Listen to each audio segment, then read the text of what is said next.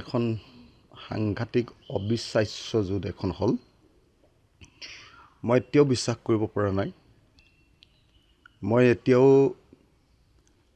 বিশ্বাস কৰিব পৰা নাই যে বিজেপিয়ে ইমান বেছি সিট, ইতিহাসৰ আটাইতকৈ বেছিকৈ সিট তেওঁলোকে পালে, আৰু আমাৰ বিৰোধী কংগ্ৰেছ দলে ইতিহাসৰ আটাইতকৈ নিম্নতম সিট তেওঁলোকে পালে।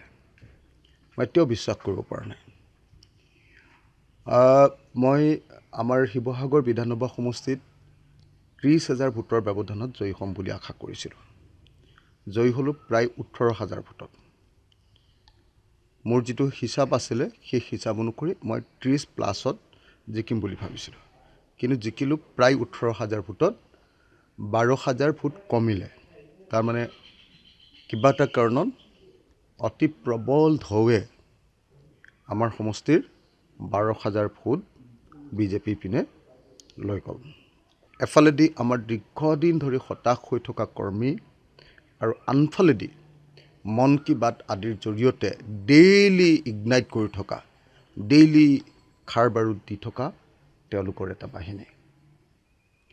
এফালেদি আমি দেখিছিলোঁ যে আমাৰ যি সময়ত অসমৰ আমাৰ বিৰোধী নেতাসকলে মাত্ৰ এদিন, গৌৰৱ গগৈ, অখিল গগৈ আৰু লুৰিণজ্যোতি গগৈ মাত্ৰ এদিন একেলগ হৈছিলোঁ, আৰু এটা ঠাইত অকল লুৰিণজ্যোতি গগৈৰ খোৱাঙতহে কেৱল আমি তিনিজনে একলগ হৈছিলোঁ। তাৰ বাহিৰে একদিনো আমি কেম্পেইন কৰিব নোৱাৰিলোঁ। আনকি কেন্দ্ৰীয় নেতৃত্ব কংগ্ৰেছৰ কেন্দ্ৰীয় নেতৃত্ব ৰাহুল গান্ধী, প্ৰিয়ংকা গান্ধীয়ে তেওঁলোকেনো ক'ত কেম্পেইন কৰিলে। এতিয়াতো কংগ্ৰেছ দলৰ কাৰণে এইটো বহুত ডাঙৰ চেলেঞ্জ হৈ গ'ল। অকল এজন তেওঁলোকৰ আমাৰ সংখ্যাগৰিষ্ঠ মানুহৰ বিধায়ক আৰু তেওঁলোকৰ 18জন মাইনৰিটি বিধায়ক, এইটোতো তেওঁলোকৰ কাৰণে ভয়ানক এটা চেলেঞ্জ। এই কথাটো কংগ্ৰেছক আমি আগতে কৈছিলোঁ, ইলেকশ্যনৰ আগত মই বাৰম্বাৰ কৈছিলোঁ।